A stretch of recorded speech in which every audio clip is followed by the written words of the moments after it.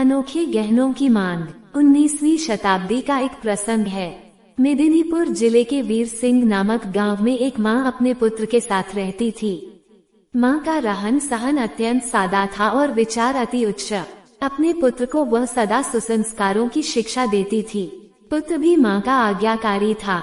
मां बहुत संघर्ष कर पुत्र का पालन पोषण कर रही थी।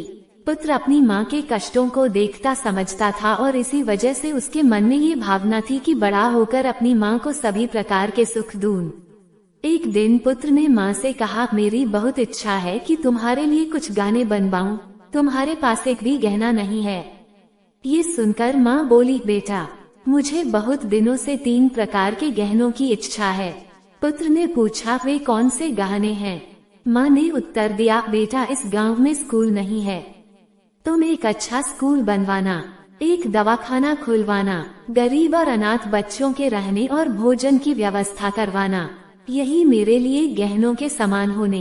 माँ की बात सुनकर पुत्र रो पड़ा। वह पुत्र था पंडित ईश्वर चंद्र विद्यासागर और माँ थी भगवती देवी।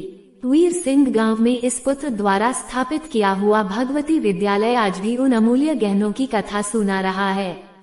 कथा का सार यह है कि स्वयं की सज्जा से अधिक समाज को संवारने की कामना ही मनुष्य को मनुष्यत्व प्रदान करती है और ऐसी मनुष्यता से भरा समाज एक सुसंस्कृत राष्ट्र की परिकल्पना को साकार करता है।